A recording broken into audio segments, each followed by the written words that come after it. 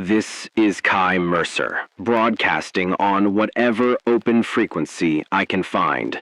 Day 1. And yes, I know saying Day 1 feels absurd, because the world has already fallen apart in ways no one could have predicted. But in the interest of keeping time, keeping some sort of order, I'm counting from the moment the first reports hit the wires and the hospitals started filling faster than anyone could manage. If you're hearing me, it means your radio is still working, which already makes you luckier than most. I can't see you, can't know where you are, but in a world that's already fraying at the edges, the fact that my voice reaches you is enough for both of us. The first signs were subtle. Emergency alerts flashing across phones and screens, oddly specific. Do not approach infected. A vague sense of urgency that didn't fully make sense at first. People laughed it off. Another drill, someone said. Another flu scare. By midday, that laughter stopped. The first footage came in from the city outskirts. People moving, strangely, convulsing, attacking others with a ferocity that made no sense. Hospitals became overcrowded, ambulances disappeared, and the sirens that usually mean help started meaning something else entirely. Survival. And the realization that the world as we knew it was gone. I barricaded the studio that morning, not because I expected to survive long here, but because someone had to keep the airwaves alive. The streets outside were chaos, abandoned cars blocking intersections, screams echoing through alleyways, fires burning in random pockets where people tried to fight back, and the first scattered reports of looters who weren't quite human anymore. That's when I started talking into the microphone, unsure if anyone would hear me, unsure if anyone would need to. This is Kai Mercer, broadcasting on whatever open frequency I can find. Day 1. It was advice I wasn't sure I could follow myself. By evening, the reality sank in fully. Power grids were starting to flicker under the strain, phone networks collapsing under traffic, and my own generator coughing like it was trying to warn me that I had no backup plan. The infected, whatever they were, moved differently than the reports suggested. Not slow, not just wandering. Quick, sudden bursts of violence, eyes glassy, teeth bared, unrelenting. They weren't afraid. They didn't hesitate. I watched one stumble across a street, pick a fallen man off the ground, and in a movement that defied logic, devour him without pause. That was Day 1. That was the moment the world stopped being recognizable. I kept the broadcast going, trying to keep some sense of normalcy. I read the emergency alerts out loud, gave instructions for staying inside, shutting doors, locking windows, turning off lights. I reminded anyone listening that the rules had changed. Survival was no longer about routine or schedules. Survival was about being aware, being quiet, and being lucky enough to see the next sunrise. I even started noting small things, patterns in the infected's movement, weak points in barricades, streets that became dangerous once the sun set. I didn't know if anyone would hear me, but if I could survive long enough to keep talking, then maybe someone out there would have a chance.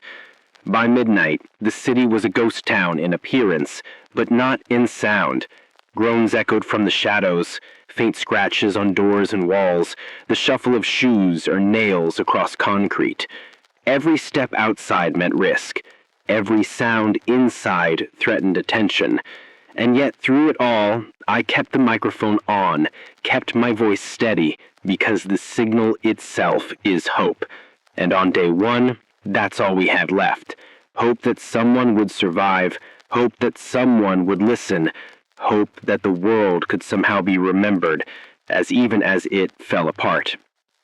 If you're still listening, it's time to get serious about survival, because Day 1 has already proven that chaos doesn't wait, and neither should you. The first rule is simple, but it's also the hardest to follow when your nerves are frayed. Stay put. If you have a shelter, a building, a safe room, whatever space you manage to claim, lock it down and hold it. Barricades are your first line of defense, and they don't have to be sophisticated. Tables, chairs, wooden crates, metal shelving, anything heavy enough to slow them down. Stack it in layers. Don't just block a door, reinforce it. Every weak point you leave is an invitation. Windows need covering too. Thick blankets, old sheets, planks of wood, whatever you can wedge into place. The things outside are sensitive to sound, and every movement, every clatter, every whispered word can draw them in. You don't want them finding you because you underestimated how far a sound travels. Light is another danger. Even a small beam from a flashlight or a candle can make you visible from the distance. Use it sparingly. If you must use light, create barriers, cover openings with something that softens the glow, or leave it in a location that draws attention away from your hiding place. Nightfall changes everything. The infected move differently when darkness comes. More alert, more coordinated. Shadows are your ally. Movement is a liability. If you have to move through a building, move slowly, deliberately. Listen for patterns in sound, footsteps, scratching, groans, and respect them. These creatures are not mindless. They are reactive, and they will exploit your mistakes. Supplies will define your survival as much as silence. Food, water, batteries, and medical kits are precious. Do not waste them. Ration everything.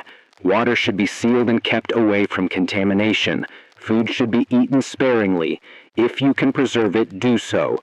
Batteries, only for communication or emergency lighting. Every item you hoard or waste increases your risk of exposure in the future. Anything you do not need right now is excess, and in this new world, excess is dangerous. Organize your supplies, mark them clearly, and know exactly how long each one will last. Preparation is not paranoia, it is survival. And then there is your mind. Panic is contagious. Fear can cripple faster than hunger or injury. Take a deep breath. Plan each action, no matter how small. Map your surroundings mentally. Note weak points. Remember which doors are blocked, which windows are exposed, which exits are viable. Your mind is as important as your barricades. When you feel yourself trembling, focus on observation. Listen to the wind, the distant shuffles, the subtle noises that the untrained ear misses. Awareness can save you. Awareness will make the difference between a long night and being another casualty. If you're not alone, communicate silently. Develop signals. Tap lightly, leave notes, keep eyes on each other. Every movement should be deliberate. If someone panics, the risk multiplies. Remember that safety is collective, but decisions are personal. Trust only those who have proven themselves reliable. And even then, maintain caution. People can be more unpredictable than the infected themselves.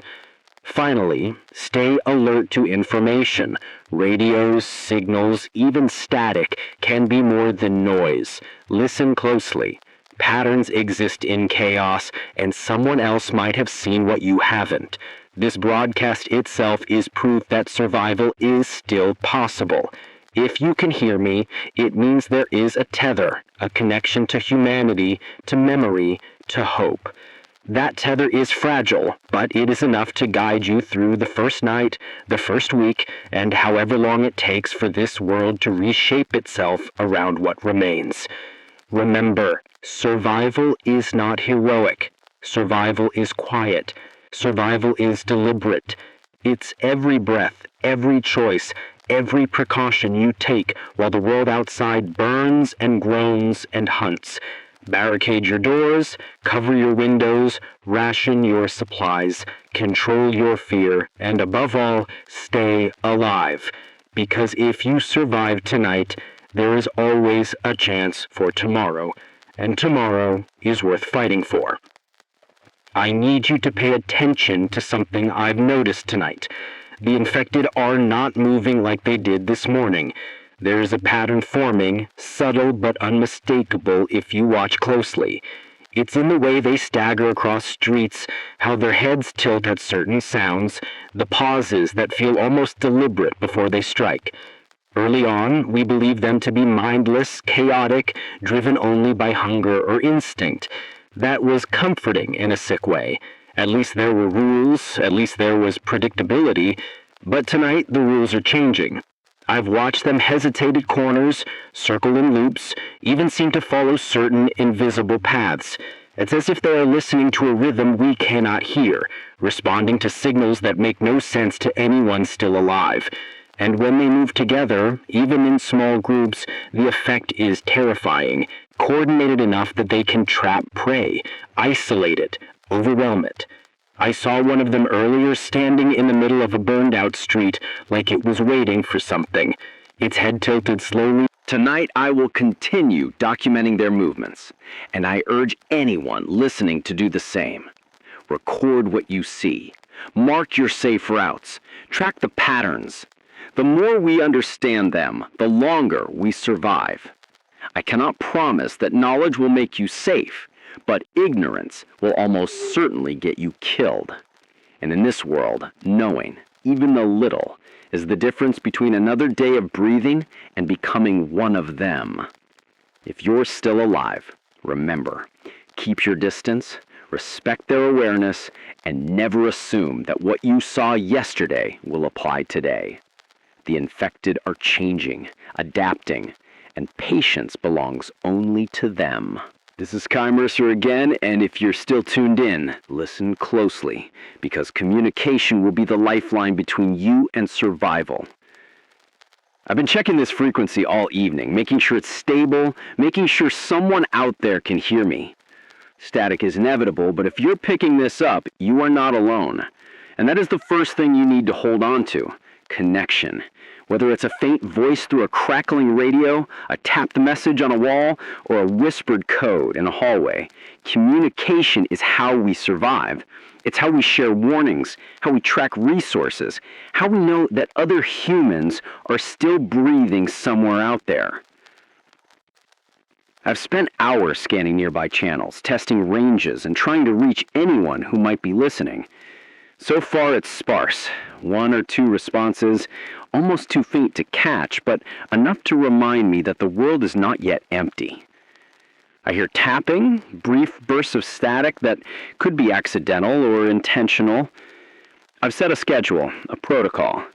I broadcast every hour for 15 minutes, give instructions, report movements, and leave time for responses. If you're listening, try to respond with short, clear signals. Your safety depends on discretion, but the signal itself can save lives. It's a delicate balance.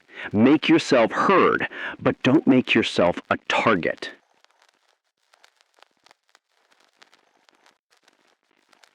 If you have access to a receiver, now is the time to check its functionality.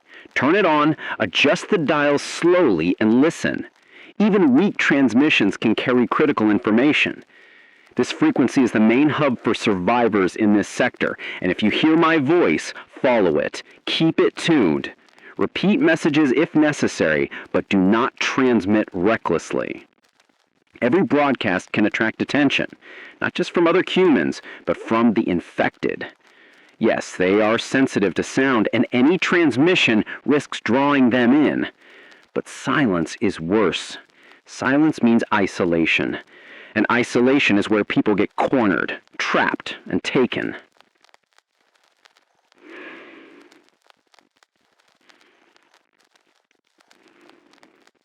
The second thing I observed, they gather, not in massive hordes, not yet, but in clusters that seem to form around areas of sound or light. Street lamps flickering in isolated pockets draw them in like moths, except they don't touch the light. They stay just outside the circle, pacing, twitching, waiting. It's as if they're studying the source instead of attacking it. Twice tonight, I watched them cluster around a burning car and stand there, swaying, like they were mesmerized by the flames but unwilling to cross into the heat. Something about fire unsettles them, not enough to repel them fully, but enough to keep them cautious. That is information we can use later, when we are more organized, more prepared. I also need to report a new threat pattern, something I'm calling the echo effect. When a single infected emits a scream, the others respond instantly. But it's not a random swarm anymore. There's distance control. They converge in staggered waves, almost like they're mapping the source while they advance. One scream triggers another farther down the block, then another deeper in the city. It ripples, travels. It's how they locate prey. If you hear one scream, do not assume it's alone. There are always more behind it, moving information, tightening a perimeter. If you are outside when the echo begins, hide immediately. Do not run. Running draws them faster than anything else. And here's something else. Something I wish I didn't have to tell you. Some of the infected are getting faster.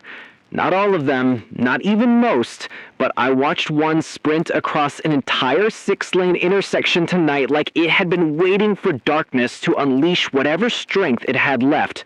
It moved with a jerkiness, like its bones were resisting the speed, but doing it anyway. It overshot its prey by several feet before doubling back, collapsing on top of it. I've never seen something so broken move with such ferocity. Maybe it's recent victims. Maybe it's mutation. Maybe it's just night.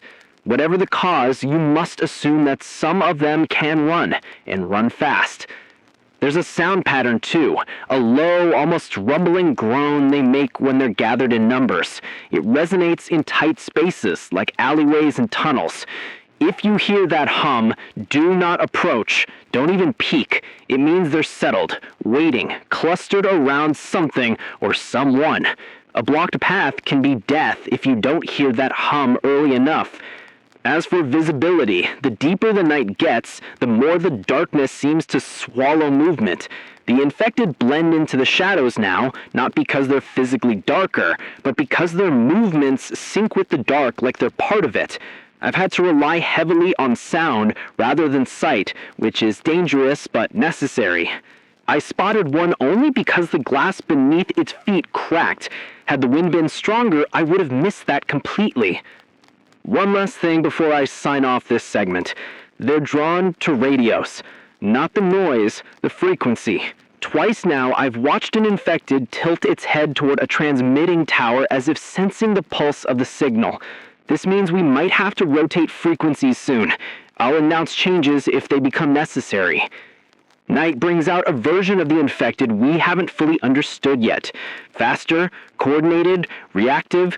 If you leave your shelter tonight, assume you're being watched from every shadow and listened to from every direction. Nightfall is not our ally anymore. Treat it like a hunting ground that belongs to them. We survive by respecting the dark and the things that move within it. Stay hidden, stay quiet, stay alive. This is Kai Mercer, checking in again as dawn bleeds slowly into the city's broken skyline. Last night brought something I wasn't expecting, something I'm still not sure how to feel about. For the first time since this outbreak began, I intercepted unmistakable signs of organized human activity. Not scattered survivors, not desperate individuals whispering into broken radios. No, this was coordinated, structured, possibly militarized, and I need to talk to you about what that means. Because not all survivors are saviors, and sometimes the living can be as dangerous as the infected. Around 0240, just before the sky shifted to that dull gray we call morning now, my receiver picked up a pattern. It wasn't random static, and it wasn't the panicked, stuttering transmissions we're all used to. This was rhythmic, tapping at first, then coded pulses, old-world encryption techniques. Someone out there still remembers how to communicate like it's a war zone. Someone out there has equipment and discipline. I isolated the signal and tracked it for nearly an hour.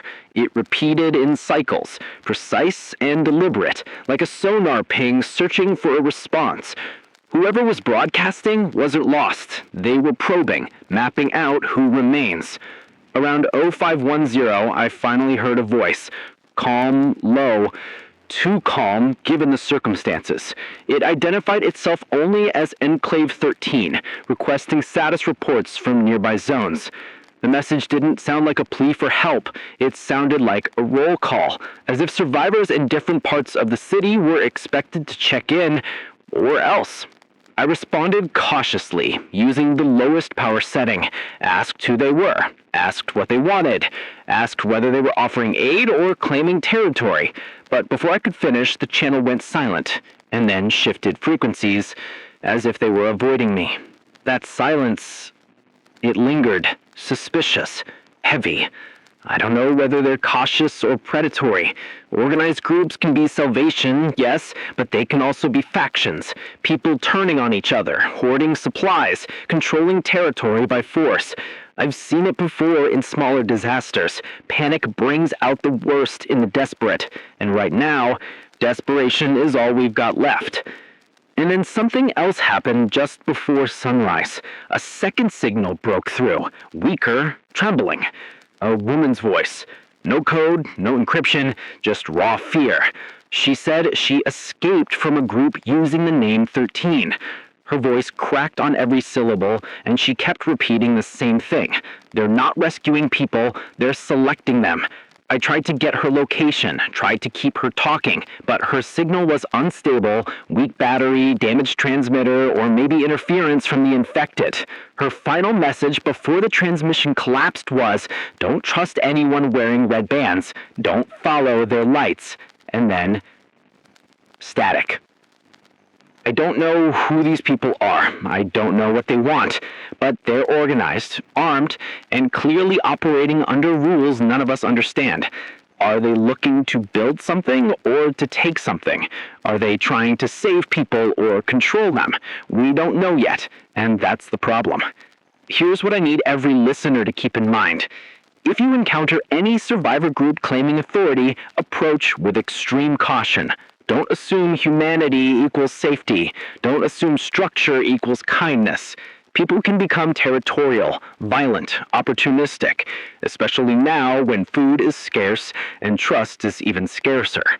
At the same time, we can't survive alone forever.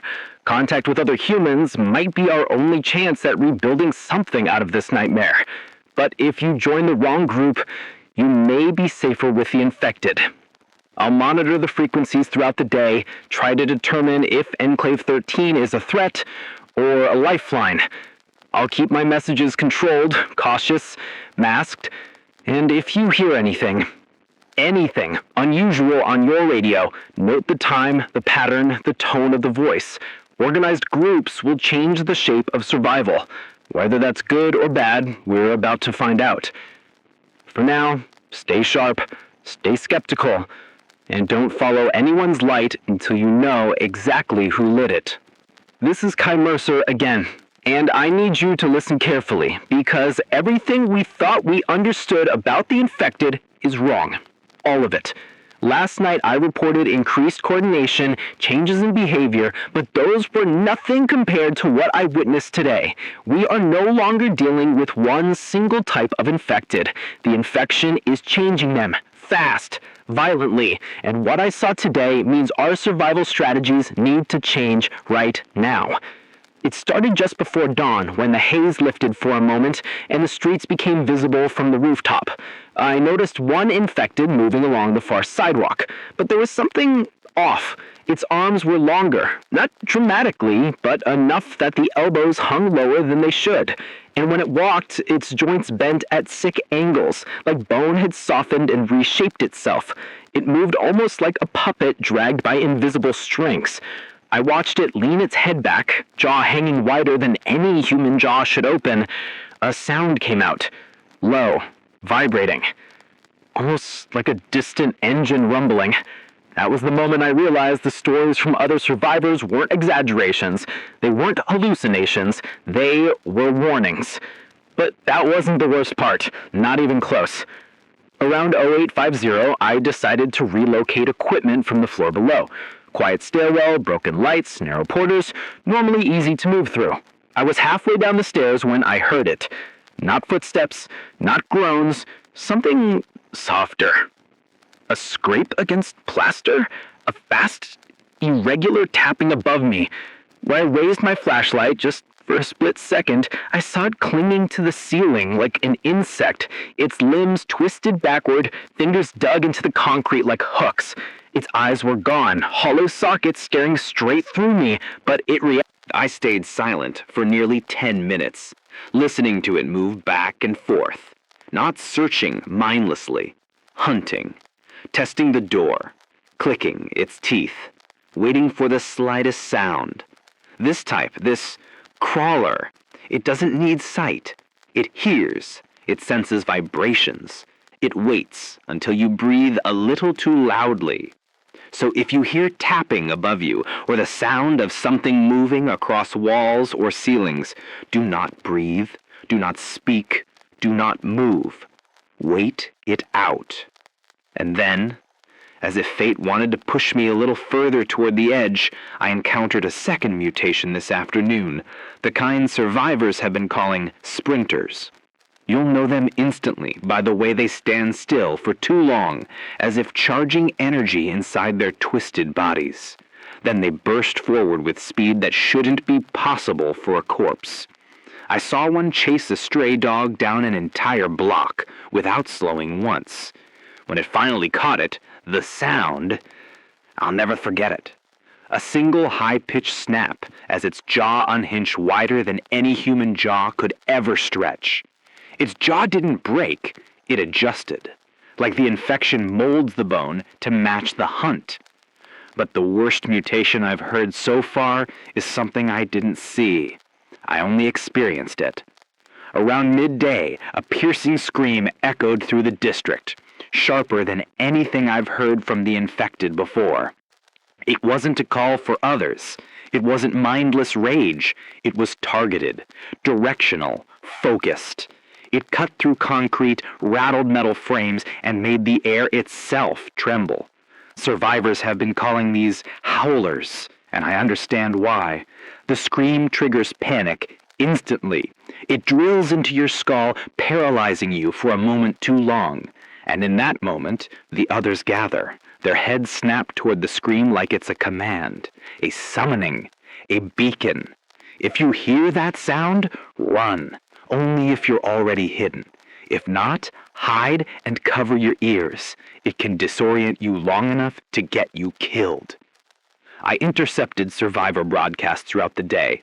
Shaky voices claiming they've seen infected crawling across rooftops. Some whispering about creatures mimicking human voices to lure people out of hiding.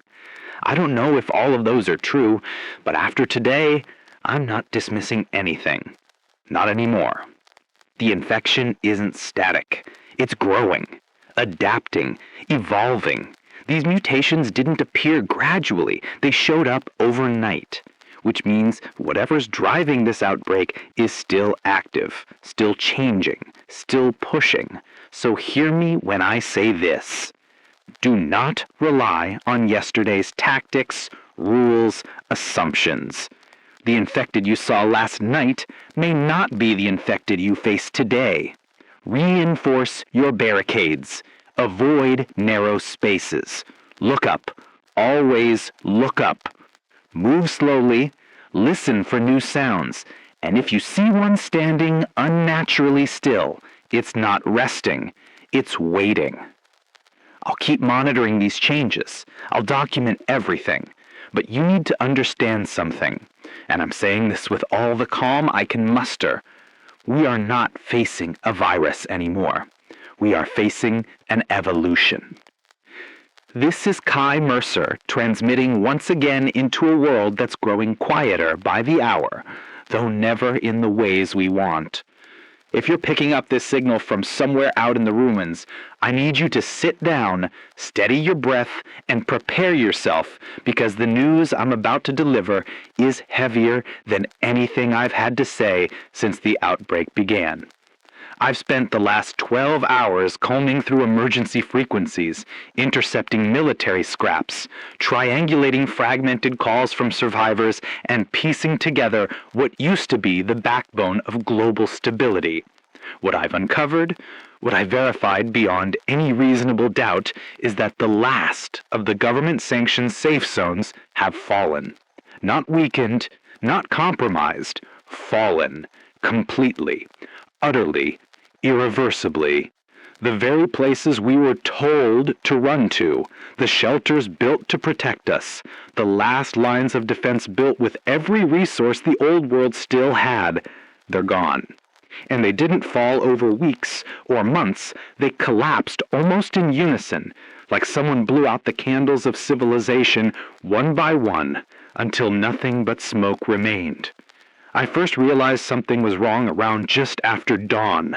I was monitoring the Western Perimeter Defense Hub, one of the largest fortified strongholds the region had left, a place with tall steel walls, overlapping kill zones, automated turrets, and enough firepower to turn an entire street into dust. For weeks, their transmissions had remained steady, confident, disciplined. Even on bad days, you could hear soldiers shouting in the background, hear the rattle of machinery, hear the clank of reinforced gates. But this morning, there were screams. Not panicked civilian screams. Military screams. The kind men and women make when the situation has torn itself beyond training, beyond strategy, beyond bravado. The commanding officer, voice shaking, was shouting coordinates in rapid succession, begging for reinforcements. Not requesting, begging. The gunfire behind him was relentless, louder than I had ever heard from that channel, echoing like they were firing at something big, something fast, something overwhelming.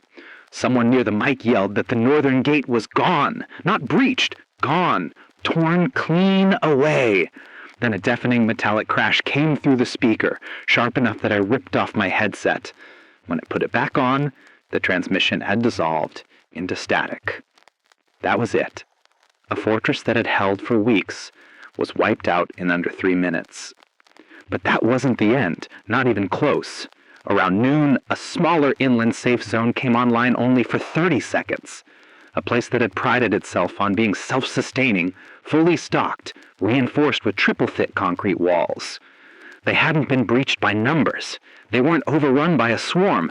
No, they were infiltrated by something fast. Something that moved like a shadow and hit like a storm surge. Their final words were chilling. They're already inside the walls. They didn't break through, they climbed over. That statement confirmed what many of us feared. The mutations aren't just making the infected more dangerous. They're making them capable of overcoming static defenses. Crawlers scaling sheer walls, sprinters closing gaps in seconds, and worse, new variants we haven't even identified. I could hear the care in the speaker, the thud of something pounding on metal, the sound of boots running across concrete, and then a long, low screech that wasn't human. The kind that sinks deep into your bone marrow and tells you instinctively that predators are hunting. Then silence. The kind of silence that isn't empty. The kind that's full of things you don't want to imagine. As the day dragged on, I managed to make brief contact with a former communications officer, someone who'd been overseeing the emergency broadcast network. His voice sounded like it hadn't slept in days, maybe weeks, the voice of a man watching everything he believed in collapse. He told me the thing I had feared but needed to hear from someone credible. The government chain of command had dissolved days ago, but they continued broadcasting fake stability updates to keep panic from spreading. Think about that. The so-called safe zones were already failing while the public was being told to stay calm and trust in the system. There were no coordinated troop movements, no mass airlifts, no reinforcements. The surviving squads out there aren't following orders anymore. They're operating on muscle memory, on instinct, on whatever scraps of discipline still cling to them. Then he told me something that froze every piece of hope I had left. The last high-security underground bunker, the one designed to withstand nuclear strikes, biological attacks, even complete infrastructural collapse, sealed itself this morning. But not because survivors reached it. It sealed because its contamination sensors detected airborne infection outside the entrance. The bunker followed protocol, locked its reinforced doors, and trapped no one inside. A perfectly preserved coffin, built for the living, now guarding nothing but empty air. If the infection has truly gone airborne in certain areas, even in small pockets, then the old rules no longer apply. We can't assume a place is safe just because it's sealed. We can't assume you need to be bitten to turn. The infection is changing the rules faster than we can write them down. And listen to this, and take it seriously. Reports have started coming in of infected appearing inside quarantined areas without any known breach event. No bites, no break-ins, no infected bodies. Survivors would wake up, hear shuffling down the hallway, open a door, and find one of their own suddenly transformed, veins darkening, eyes losing focus, jaw trembling, muscles spasming like wires pulled too tight. This suggests either latent carriers, delayed transformations, or another mutation we haven't identified. If safe zones couldn't contain them, then any centralized formal protection is gone. So let me say it clearly so there's no confusion, no false comfort to cling to. There are no more government safe zones. There are no secure cities. There are no evacuation flights, no helicopters circling overhead, no quarantine fleets rolling down the freeway. If you were planning on reaching a safe zone, do not go. You will not find refuge there, only the remnants of people who believed in walls more firmly than they should have. But before despair settles in, let me tell you something else, something important. The collapse of formal safe zones does not mean all hope is gone. Humans have always been better at surviving on their own terms than under the rigid structures of governments. And in the absence of those massive military complexes, I've started detecting faint transmissions from small survivor enclaves, independent communities formed from civilians, scattered soldiers, runaway medics, engineers, radio operators. Some are friendly, some cautious, some downright hostile, but they're out there building their own defenses brick by brick, reinventing their own systems, forming something that looks less like a nation and more like a pulse.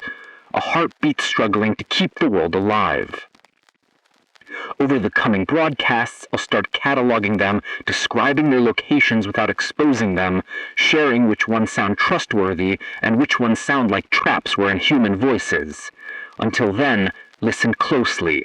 If you come across a fortified checkpoint with military insignia, do not approach it unless you see living humans and hear them breathe. Do not assume quiet means safety. Do not assume firepower means control. Reinforce your shelters. Keep watch at all hours. Avoid long travel routes. Move smart, not fast. And remember, the world may have lost its government, but it didn't lose us. Humans, survivors, fighters, builders of whatever comes next. I'm Kai Mercer, and I will keep broadcasting as long as my generator hums and my voice holds. Stay alive out there, stay sharp, and above all else, don't wait for rescue. We are the rescue now. This is Kai Mercer, broadcasting once again into a world that seems to be rebuilding itself in fractured, splintered shapes, not through unity, but through desperation, instinct, and fear. If you're listening, if your radio is still fighting through the static, then you need to hear what I'm about to say more than ever. Because the infected aren't the only danger anymore.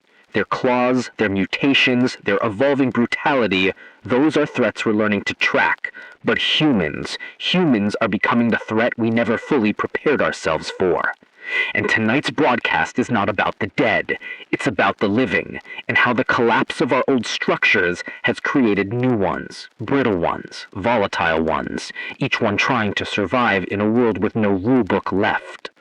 I've been intercepting transmissions for the last 20 hours, and what used to be scattered cries for help have evolved into something much more complicated.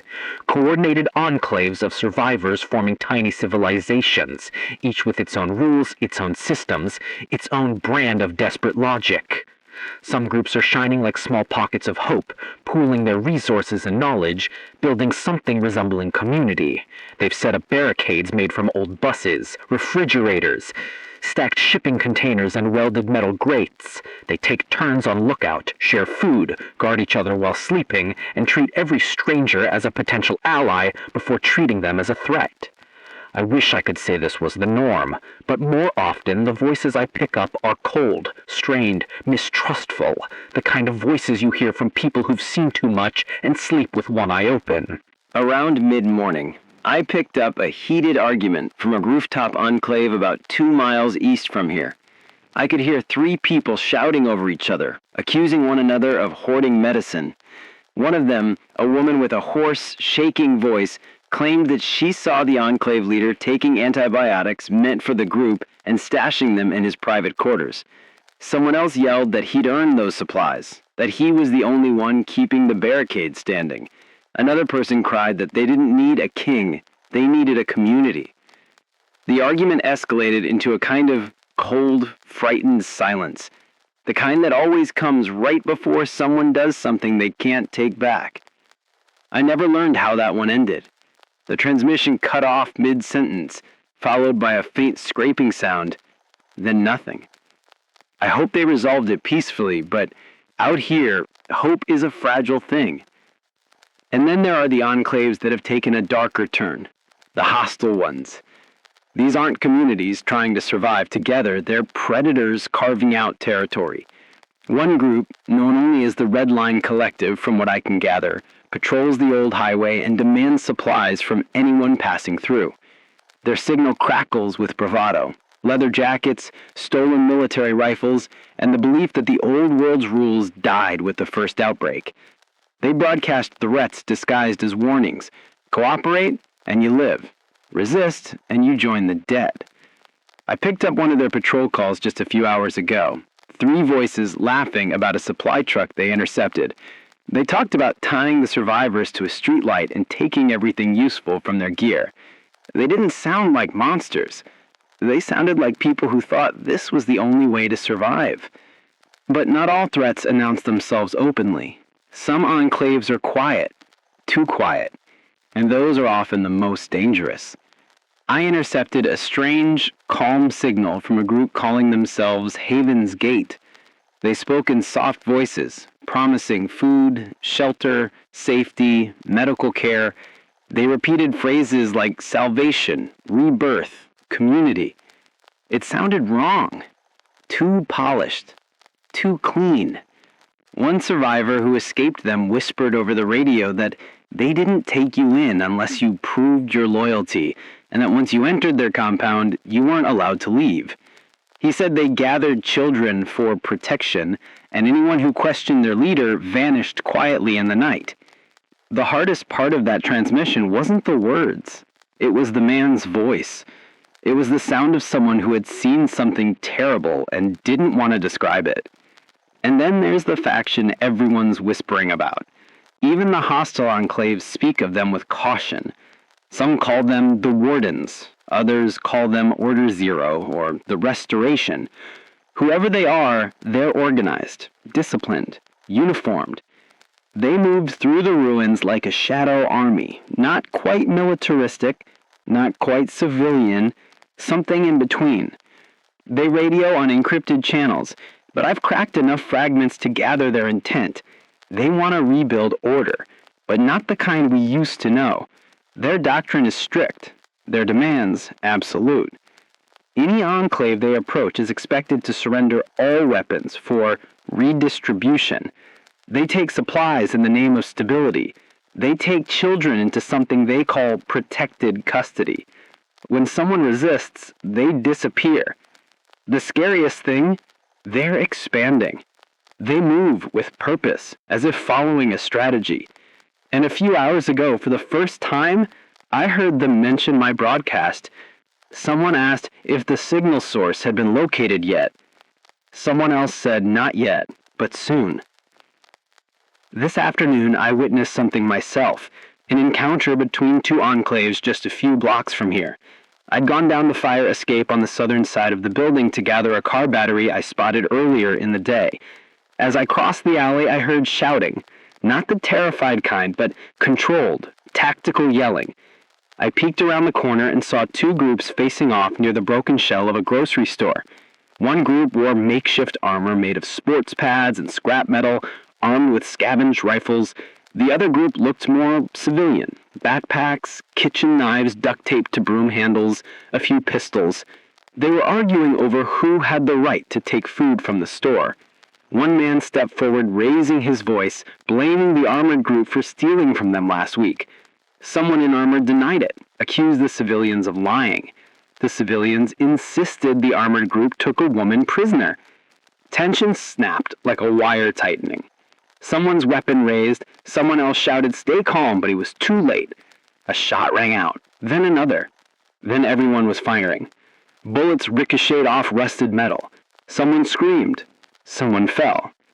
The infected roared distantly, drawn by the noise.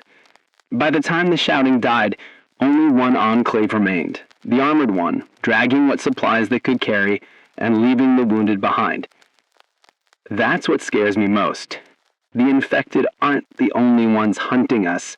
Humans are hunting humans now, sometimes by accident, sometimes by instinct, sometimes by choice.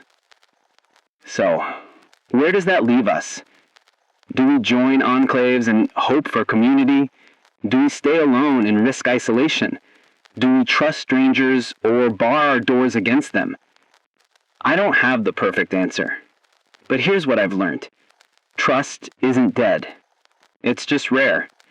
Some enclaves are building something real, something human. If you find one of those, guard it with your life. But never stop listening. Never stop paying attention. Ask questions. Look for signs of control or imbalance or cruelty. A good enclave protects its weakest members. A bad one exploits them. I'll keep scanning signals, filtering truth for manipulation, and identifying who's out there fighting for survival the right way and who's becoming part of the darkness. Because if we want any kind of future, we have to know who we can stand beside when the night is worst. This is Kai Mercer. Stay sharp, stay cautious, stay human. And as long as this transmitter breathes, I'll keep telling you what the world really looks like. Not the version we wish we had, but the one we have to survive.